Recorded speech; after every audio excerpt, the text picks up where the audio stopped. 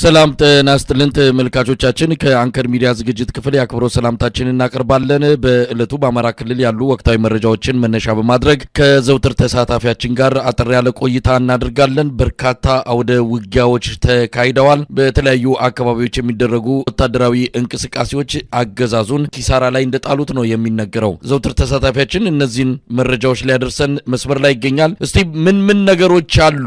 በትላንትናው ዕለት እንደዚሁ ሰፋ ባለ መልኩ የሚደረጉ እንቅስቃሴዎችን በመረጃ ደረጃ አድርሰን ነበር። ዛሬም በበርካታ አካባቢዎች ናቸው እንደምንሰማው ጎንደር፣ ጎጃም፣ ወሎ፣ ሸዋ ሁሉም አካባቢዎች የህልውና ተጋድሎ ተጠናክሮ ነው እየተካሄደ ያለው። እስቲ በዝርዝር ካንተ እንስማ። አመሰግናለሁ መሳይ። ከወትሮ በጣም በተለየ ሁኔታ የአማራ ፋኖ ብሔራዊ ኃይል ሰሜን አማራ ቀጠና በላይ ዘለቀ እዝ በደቡብ ጎንደር በጣም ከባባድ ወታደራዊ ምሽጎችን በመስበር በርካታ ከተሞችን መቆጣጠር ችሏል። በተለይ ሌሊት በተፈጸመ ጥቃት በደቡብ ጎንደር በእስቴ ወረዳ ዋና ከተማ መካነ ኢየሱስ አቅራቢያ በምትገኘው ደንጎላት ተብላ ከምትጠቀሰው ከተማ ላይ የጀመረው የማጥቃት እንቅስቃሴ እችን ከተማ የፋኖ ኃይሎች ምሽጎችን ሰባብረው ከተቆጣጠሩ በኋላ የመከላከያ ኃይሉ ወደ ዋና ከተማዋ መካነ ኢየሱስ ሸሽቷል። 804ኛ ኮር ነበር የሸሸው። ይሄ የሸሸው ኃይል የፋኖ ኃይሎች ተከታትለው ጥቃት በመፈጸም ከተማዋን በእጃቸው ማስገባት ችለዋል። የመካነ ኢየሱስ ከተማ ከዚህ በፊትም ለበርካታ ጊዜ በፋኖ ኃይሎች ቁጥጥር ስር ውስጥ እየገባች በርካታ የመከላከያ ኃይል የተደመሰሰባት ቦታ ነች። እቺ ከተማ በስቴ ወረዳ ዋና ከተማ ነች። ጥቃቱን የሰነዘረው የአማራ ፋኖ ሰሜን አማራ ቀጠና በላይ ዘለቀ እዝ እስቴ ዳንሳ ብርጌድ በፈጸሙት ከፍተኛ ማጥቃት የሜጀር ጄኔራል ዋንታ ባተው አንደኛ ኮርና ጉና ክፍለ ጦር በጋራ በፈጸሙት የማጥቃት እንቅስቃሴ በርካታ የመከላከያ ኃይል እንደተገደለ፣ በርካቶቹ እጅ እንደሰጡ እንዲሁም እነሱን ሲያግዟቸው የነበሩ የሚኒሻ፣ የፖሊስ፣ የአድማ ብተና ኃይሎች መደምሰሳቸውን በተለይ ከምሽግ ተበትኖ የሸሸው የአገዛዙ ጦርን ተከትሎ በማጥቃት በመካነ ኢየሱስ ከተማ በተደረገው ውጊያ እንዲሁም በደንጎላት ተብሎ በሚጠቀሰው ወታደራዊ ምሽግ 3 ወታደራዊ ምሽጎችን ሰብረው ከገቡ በኋላ በእነዚህ 3 ምሽጎች ከ120 በላይ የአገዛዙ ጦር ሙትና ቁስለኛ መደረጉን በአጠቃላይ ይሄ ኃይል ተበትኖ ወደ ደብረታቦር እና ወደ ወረታ እንዲሁም ወደ አንበሳሜ ከተማ የሸሸ መሆኑና ሙሉ በሙሉ በፋኖ ቁጥጥር ስር ከተማዋ መግባቷ ታውቋል። በከተማዋ ላይ በተደረገው ውጊያ የፋኖ ቤተሰቦች ናቸው ተብሎ ታስሮ የነበሩ፣ ፋኖን ትደግፋላችሁ ተብሎ የነበሩ፣ በእስር ቤት ሲሰቃዩ የነበሩ በርካታ እስረኞችን ማስፈታት ችለዋል። የፋኖ ኃይሎች ከተማዋን ከተቆጣጠሩ በኋላ አሁን የሸሸው 804ኛ ኮር ወደ ወረታ ከተማና አንበሳሜ ከተማ ላይ ራሱን አዘጋጅቶ ለማጥቃት እንቅስቃሴ እያደረገ ቢሆንም የፋኖ ኃይሎች አሁንም ወደ አንዳቤት አካባቢ እንቅስቃሴ እያደረጉ እንደሆነ ነው መረጃዎች የሚያመላክቱት። በዚህ ቀጠና መሳይ አሁንም ውጊያው ተጠናክሮ የቀጠለ መሆኑንና በዚሁ ቀጠና በገላውዲዮስ ከተማ አቅራቢያ ዋሻ ተራራ፣ ግድብ ተራራ በሚባሉ አካባቢዎች ላይ በተደረገ ውጊያ እነዚህን ወታደራዊ ምሽጎች ከነጠቁ በኋላ ገላውዲዮስ ከተማን ውስጥ ቴሌ፣ ፈትል፣ የእስልምና መካነ መቃብር አካባቢዎች ላይ ከባድ ውጊያ ተደርጎ የፋኖ ኃይሎች የገላውዲዮስ ከተማን ሙሉ በሙሉ መቆጣጠራቸውና በከተማዋ ላይ የነበረው የ77ኛ ክፍለ ጦር መፍረሱን መረጃዎች ያመላክታሉ። በተደረገው ውጊያ የ77ኛ ክፍለ ጦር ኦርዲናንስ አዛዥ ተገድሏል። በርካታ የመከላከያ ሰራዊት አባላት መደምሰስ መቻላቸውና ወታደራዊ ፐርሶኔሉ ተገድሏል። የኦርዲናንስና የሰው ኃይል ኃላፊው 4 አጃቢዎች ከ16 ቦምብና ከ800 ጥይት ጋር በፋኖ ቁጥጥር ስር መግባታቸውና በቀጣይ የፋኖ ኃይሎች ወደ ወረታና ወደ አንበሳሜ እንቅስቃሴ እያደረጉ እንደሆነ የሸሸውም እንዲሁ በሌላ አቅጣጫ ወደ ደብረታቦር ከተማ ገብቶ ደብረታቦር የዞኑ ዋና ከተማ ላይ ከፍተኛ ውጥረት እንደነገሰ ነው መረጃዎች የሚያመላክቱት። በዚህ ቀጠና በተደረገው ውጊያ ከ3 ወራት በፊት የእስቴ ወረዳ ዋና ከተማ ፖሊስ አዛዥ የነበረው ኢንስፔክተር ሊዮ የተባለ የፖሊስ አዛዡ ከ3 እና ከ4 ወራት በፊት በፋኖ ቁጥጥር ስር ገብቶ ተማርኮ በውጊያ ላይ ምክር ተሰጥቶት ከእንግዲህ በኋላ በፖሊስ አዛዥነት አትቀጥልም በማለት ወደ ቤተሰቦች ሄደ የራስክን የግል ስራ ብሎ ተመክሮ ተዘክሮ የሄደ ቢሆንም ነገር ግን አሁንም በውጊያ ቀጠና ላይ ተገንቶ እሱም ኢንስፔክተር ሊዮም አብሮ መደምሰስ መቻሉን ነው መረጃዎች የሚያመላክቱት። እንግዲህ ቀደም ሲል መረጃውን ያቀበልከን በአማራ ፋኖ ብሔራዊ ኃይል ሰሜን አማራ ቀጠና በላይ ዘለቀ እዝ ባለፉት 2 እና 3 ቀናት የተደረጉ አውደ ውጊያዎችን የተመለከተ ነው። ጎንደር ከፍተኛ ንቅናቄ እየተደረገ ነው ያለው። ምናልባት በዝርዝር የአመራሮቹን አግኝተን ስለ አጠቃላይ ስለተገኘው ድልና ስለ ወቅታዊ ሁኔታ መረጃ እንዲሰጡን እናደርጋለን። እስቲ ወደ ጎጃም እናቅና። ጎጃም ላይ የድሮን ጥቃቱም እየተፈጸመ ነው። አገዛዙም እንደዚህ ድል ቀንቶኛል 48 ጽንፈኞችን ገድያለሁ ደምስሻለሁ ብሎ በስም ዝርዝርም ጠቅሶ መረጃ አውጥቷል። ነገር ግን ሊያሳይ የቻለው ምርኮ እስካሁን የለም። ነገር ግን በጎጃም በተለያዩ ከተሞች በተለያዩ አካባቢዎች በተለያዩ ወታደራዊ ቁልፍ በሆኑ ቦታዎች ላይ ውጊያዎች እየተካሄዱ ነው። እስቲ ምንድነው ያለው? ጎጃም ቀጠና በበርካታ አካባቢዎች ውጊያ እየተደረጉ እንደሆነና በተለይ በባህር ዳር ዙሪያ አካባቢ የአገዛዙ ጦር ከፍተኛ ጉዳት ስለደረሰበት ይህን ጉዳት ለማካካስ አሁን በእግረኛ ሰራዊቱ መተማመን ባለመቻሉ በጣም በከፍተኛ ደረጃ ሄሊኮፕተሮችን፣ አውሮፕላኖችን እና ድሮኖችን በመጠቀም በሲቪል ነዋሪዎች ላይ ከፍተኛ ጉዳት እያደረሰ ነው። በተደረጉት የድሮን ጥቃቶች በርካታ ሲቪሊያን እንስሳቶች፣ ዶሮ ሳይቀር ተመቶ በተለያዩ የማህበራዊ ድረገጾች ላይ እንደተሰራጨ ይታወቃል። የተጎዱ ሰዎች ሲቪሎች ናቸው እንጂ የፋኖ ኃይሎች ምንም አይነት ጉዳት እንዳልደረሰባቸው ነው መረጃዎች የሚያመላክቱት።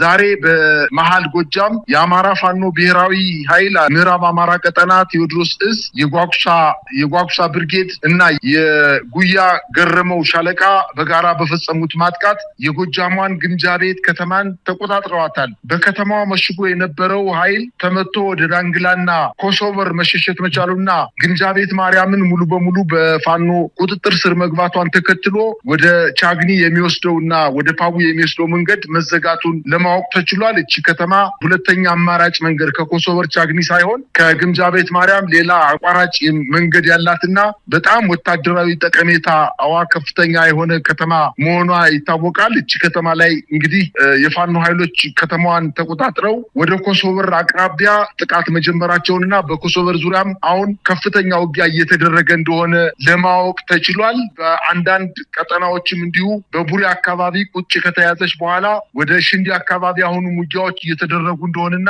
ውጊያዎች ውጤቱ ገና ያልታወቀና ውጊያው ያላለቀ በመሆኑ በምን ያክል ድል እንደተገኘ በሚቀጥለው ዜናችን የምናቀርብ መሆኑን ማሳሰብ ፈልጋለሁ። እንግዲህ በጎጃም ያለው ሁኔታ በጣም ተለዋዋጭ ነው። በአገዛዙ በኩል መጠነ ሰፊ የሆነ ጥቃት ከሚካሄድባቸው ቀጠናዎች አንዱ የጎጃም ቀጠና ነው። በርካታ ኃይሎቹን ወደዛ አስፍሯል። ከወለጋ በቡሬ በኩል የሚገባው ከተለያየ የሰራዊቱ ክፍል ወደ ጎጃም የሚገባው ኃይል ቁጥሩ ቀላል የሚባል አይደለም። ስለዚህ ጎጃም ያለውን ሁኔታ በየጊዜው መከታተሉ፣ ምክንያቱም በዛ አካባቢ ነው እንግዲህ የድሮን ጥቃቱን በበረከተ ሁኔታ እየተካሄደ ያለው። አገዛዙ ወሎ ላይ ከፍተኛ ጥቃት እና ኪሳራ እየደረሰበት አሁንም ድረስ በጎጃም በኩል ኃይሉን እያጠናከረ የመጣበት ሁኔታ ምክንያቱ ለምን እንደሆነ አይታወቅም። ጎጃም ላይ ያለውን ሁኔታ እንከታተላለን። እስቲ ወደ ወሎ እንሂድ። ወሎ ብዙ ቦታዎች ናቸው ውጊያዎች የተካሄዱት ባለፉት 2 ቀናት። በተለይ ዛሬም በርካታ ኃይሎች ተማርከዋል። በነገራችን ላይ እህቶቻችን የፋኖ ታጋይ ሴት ታጋዮች ላይ በሚወሰደው እርምጃ የተቆጡ አንዳንድ የአማራ ተወላጆች ምርኮኞችን በተመለከተ ፋኖ ምህረት ሊያደርግላቸው አይገባም የሚል ቅስቀሳ ያደርጋሉ። ነገር ግን የፋኖ መሪዎች ምን ያህል ላቅ ያለ ቦታ ላይ እንደደረሱ በአመለካከትም በአስተሳሰብም ነገሮችን በተለያየ መልኩ ሀገራዊ በሆነ መልኩ እንደሚያዩ የሚያረጋግጠው ይሄ ሁሉ እየተፈጸመባቸው ሁሉ ግፍ በአገዛዙ በኩል እየተፈጸመ ነገር ግን ለምርኮኞች ያላቸው አያያዝ አሁንም እንደ ቀድሞ ነው። አይዟችሁ፣ አትፍሩ፣ ወደ ፈለጋችሁ ትሄዳላችሁ፣ ከፈለጋችሁ ወደ ቀይ መስቀል፣ ከፈለጋችሁም ወደ ቤተሰቦቻችሁ እንሸኛችኋለን የሚል መልእክት ነው ከፋኖ አመራሮች እየሰሙ ያሉት። ለማንኛውም ወሎ ያለው ሁኔታ ምን ይመስላል? መሳይ፣ በወሎ አሁንም የመከላከያ ኃይሉ በተለያዩ ቦታዎች ላይ ከዚህ በፊት የተነጠቃቸውን በዘመቻ አደማሊ አባናደው የተነጠቃቸውን ቦታዎች ለመቆጣጠር ያለ የሌላ ኃይሉን ይዞ ወደ ወሎ ገብቶ ከፍተኛ የማጥቃት እንቅስቃሴ እያደረገ ቢሆንም ነገር ግን ከፍተኛ ክሳራ እየደረሰበት በአንዳንድ ቦታ ላይም ካሁን በፊት ተይዘው የማያውቁ ቀበሌዎች፣ ተራሮች፣ ወንዞች፣ ሸንተረሮች እየተያዙ ከተሞችም እየተያዙ እንደሆነ ለማወቅ ተችሏል። በአጠቃላይ ወሎ ተቆጥቷል ማለት ይቻላል። በጣም ከፍተኛ ቁጭት ውስጥ ገብቶ ከማህበረሰቡ ጋር አብሮ በጋራ በርካታ ቦታዎች ላይ ጥቃት እየፈጸመ እንደሚገኝና አጠቃለው ከተሞችን አስለቅቃለሁ ብሎ የሄደው ኃይል በምርኮ እየተገደለ በምርኮ እጁን እየሰጠ ትጥቁን እያስረከበ ለፋኖ ኃይሎች በሰላም እያረፈ እንደሚገኝ ነው ማየት የቻልኩት። እንደው በአጠቃላይ በወሎ አካባቢ እየተደረገ ያለው ውጊያ በፋኖ የበላይነት ፍጹም የበላይ የበላይነት እየተጠናቀቀ ነው ማለት ይቻላል። በጣም በብዙ ቦታዎች ላይ ከፍተኛ ሙከራ አድርጎ ነበረ ቦታዎችን ለመቆጣጠር። ነገር ግን መከላከያ በእውነት ለመናገር አልቻለም። ያለ የሌለ ኃይሉን ይዞ ገብቶ ነበረ፣ አልቻለም። አሁን በዛሬው ዕለት የአማራ ፋኖ ብሔራዊ ኃይል ምስራቅ አማራ ቀጠና ሚኒሊክ ዕዝ ምስራቅ አማራ ኮር 2 የልጅ ኢያሱ ኮር በስሪንቃ አካባቢ የመጣውን የአገዛዙን ጦር ይሄ ስሪንቃን ለመቆጣጠር ከወልዲያ ከተማ ነበር የተነሳው የኃይል። ነገር ግን ተመቶ ወደ ወልዲያ ተመልሶ እንዲሄድ ነው የተደረገው። ስሪንቃ ከተማ በቅርብ ርቀት ነው ከወልዲያ የምትገኘው። ነገር ግን ከወልዲያ ከተማ መውጣት ያልቻለው የአገዛዙ ጦር በጣም በርካታ ኃይል ይዞ ከወልዲያ አስከፍቶ ስሪንቃን ከተማ ለመቆጣጠር ጥረት ያደረገ ቢሆንም አልቻለም። በሌላ አቅጣጫ ደግሞ እንዲሁ በሀብሩ ወረዳ ውርጌሳ ላይ አሁንም ከባድ ጦርነት እየተደረገ ሲሆን ራስ አሊ ክፍለ ጦርና ራምቦ ክፍለ ጦሮች በጋራ በመሆን በውርጌሳ ተራራማ ቦታ ላይ የሚገኘውን የ11ኛ ዕዝ በርካታውን ገለውታል ማለት ይቻላል። እንግዲህ የ11ኛ ዕዝ ክፍለ ጦር ከዚህ በፊትም በርካታ ቦታዎች ላይ ወደ ግዳጅ እየሄደ ኃይሉ የተመናመነበት እንደሆነና ምናልባትም በሻለቃና በሻምበል ደረጃ ሞርተርና ድሽቃ የመያዝ የማይችሉ ደረጃ ላይ የደረሰና 11ኛ ክፍለ ጦር ታሪክ የሆነችበት እና በጣም የፈራረሰችበት ደረጃ ብትደርስም በቀረውና በተንጠባጠበው ኃይሉ በተለያየ አቅጣጫ እየሄደ እንቅስቃሴ እያደረገ በከፍተኛ ደረጃ ተመቷል። አሁን በተቀስኩሉ ውርጌሳ ተራራማ ቦታዎች ላይ ከ30 በላይ የመከላከያ ሰራዊት የተማረከ ሲሆን 45 ክላሽ በፋኖ ቁጥጥር ስር መግባቱንና ትጥቁ የመከላከያ ትጥቅ 42 ትጥቅ መገኘቱን ከ74 በላይ ቦምቦች መማረካቸውና የብሬን ተተኳሾች 1417 የብሬን ተተኳሾች በአንድ የውጊያ ቀጠና ብቻ 1417 የብሬን ተተኳሾች እንደተገኙና የክላሽ ተተኳሾችም እንዲሁ 3375 ተተኳሾችን በፋኖ ቁጥጥር ስር ውስጥ መግባታቸውንና አንድ የመገናኛ ሬዲዮ ፋኖ መማረክ መቻሉን ይሄን ያሳየው መሳይ እንግዲህ የብሬን ተተኳሽ እና የመገናኛ ሬዲዮ በፋኖ ቁጥጥር ውስጥ ገባ ማለት የመከላከያ ማዘዣ ጣቢያ በሻለቃ ሊሆን ይችላል፣ በሻምበል ሊሆን ይችላል፣ በክፍለ ጦር ሊሆን ይችላል፣ በእዝ ሊሆን ይችላል። የመገናኛ ሬዲዮ ተያዘ ማለት በወታደራዊ ቋንቋ ሰራዊቱ ሙሉ በሙሉ ተመቶ ፈርሷል ማለት ነው። የብሬን ጥይት ተማረከ ማለት በሰራዊቱ ሙሉ በሙሉ ፈርሷል ማለት ነው። እንግዲህ በስሪንቃና ውርጌሳ አካባቢ ተራራማ አካባቢዎች ላይ የራምቦ ክፍለ ጦር ከፍተኛ ድል መጎናጸፍ መቻሉንና የፋኖ ኃይሎችን በርካታ በተራራ ላይ ወድቀው የሚገኙ የመከላከያ ሰራዊት አባላትን ህዝቡን በማስተባበር በመቅበር ላይ እንደሚገኙ ነው መረጃዎች የሚያመላክቱት። በሌላ ዜና እንግዲህ አምባሰል ወረዳን መልሶ ለመቆጣጠር በተለያዩ አቅጣጫዎች የመከላከያ ኃይሉ አሁንም በ3 አቅጣጫዎች የውጫሌን ከተማ መልሶ ለመያዝ ከፍተኛ ጥረት እያደረገ ቢሆንም የፋኖ ኃይሎች አሁንም ላለማስነጠቅ ትንቅንቅ እያደረጉ እንደሆነና የመጣውን ኃይል በሌላ 3ኛ ግንባር ከአምባሰል ወረዳ እስከ ኩታበር ድረስ ከባድ ውጊያ እየተደረገ ሲሆን ከሐይቅ አቅጣጫ ከውጫሌ የተመታውን የአገዛዙን ጦር ለማገዝ እና ብሎም ማርዬን ለመቆጣጠር ማርዬ የምትባለውን ከተማ ለመቆጣጠር ቢሞክርም የቤተ አማራ ክፍለ ጦር ጨፌ ከተባለ ቦታ ላይ በመቁረጥ ከባድ ጉዳት አድርሶበታል። ይችን የውጫሌን ከተማ እስካሁን ድረስ በፋኖ ቁጥጥር ስር እንደምትገኝና ከ15 በላይ የአገዛዙ ጦር መገደላቸውን ከ20 በላይ የቆሰሉትን ትተው ወደ መጡበት የተመለሱ መሆናቸውና ቁስለኞችን አሁንም ከፋኖ እጅ ላይ ወድቀው ሕክምና የሚያስፈልጋቸው ወታደሮች በእጃቸው እንደወደቁና ይሄ መከላከያ ሰራዊት አሁንም ለፋኖ ኃይሎች ዕዳ እንደሆነ የሚያሳዩ በርካታ ማሳያዎች እየተነገሩ ይገኛሉ። ከወልዲያ ተነስቶ በስሪንቃ በኩል ሊያጠቃ የመጣው ሌላኛው ጦር ደግሞ ከየልጅ ኢያሱ ኮር 30 ምርኮኛ እና ከ45 በላይ ክላሽ የያዙ የመከላከያ ሰራዊትን መማረክ መቻሉና በርካታ የአገዛዙን ጦር መደምሰስ መቻሉን ነው መረጃዎች የሚያመላክቱት። በአጠቃላይ በወሎ አካባቢ በተለይ የስሪንቃን እንዲሁም የውጫሌን የአምባሰል በአጠቃላይ አምባሰል የሚባሉ ተራራማ ቦታዎችን ተቆጣጥሮ ከዛ እየተስፈነጠረ ሌሎችን አካባቢዎች ለመያዝ ከፍተኛ እንቅስቃሴ ቢያደርግም ከወልዲያ በስተቀር በዛ አካባቢ እስካሁን ድረስ የተቆጣጠረው ቦታ አለመኖሩን ለማየት ተችሏል። መሳይ እንግዲህ ወደ አማራ ፋኖ ብሔራዊ ኃይል ደቡብ አማራ ቀጠና አሳምነው ጽጌ እዝ እናልፋለን። በዛም የአማራ ፋኖ ህዝባዊ ድርጅት አፋድም በርካታ ወታደራዊ ኦፕሬሽኖች እንደሚያደርግ ይታወቃል። እዛ ያለውን ሁኔታ እንደው በአጭሩ መግለጽ ከተቻለ ከአዲስ አበባ 60 ኪሎ ሜትር ርቀት ላይ የሚገኝ አንድ ቦታ ላይ ኦፕሬሽን ተካሂዷል። ኃይለማርያም ማሞ ክፍለ ጦር ጠንከር ያለ ኦፕሬሽን ወይም ዘመቻ ማካሄዱን የሚገልጽ መረጃ እንደዚሁ ሰምተናል። እንደው በአጠቃላይ ሸዋ ላይ ያለው እንቅስቃሴ ምን ይመስላል? መሳይ እንግዲህ የሸዋ ፋኖዎች በጣም በከፍተኛ ደረጃ ቁጥራቸውን አደራጅተው ድምጻቸውን አጥፍተው ትጥቃቸውን አደራጅተው ማጥቃት ከጀመሩበት ከትናንትናው ዕለት ጀምሮ በአዲስ አበባ ከተማ 60 ኪሎ ሜትር ርቀት ላይ ጥቃቶችን መፈጸም መቻላቸውና የአማራ ፋኖ በተለይ የአማራ ፋኖ ብሔራዊ ኃይል ደቡብ አማራ ቀጠና አሳምነውዝ የኃይለማርያም ማሞ ክፍለ ጦር የተለያዩ ሬጅመንቶች ከአዲስ አበባ በቅርብ ርቀት ላይ በምትገኘው በኮታ ከተማ ላይ ሰፍሮ በነበረው የአገዛዙ ጦር ላይ ጥቃት በመፈጸም ከባድ ጉዳት በማድረስ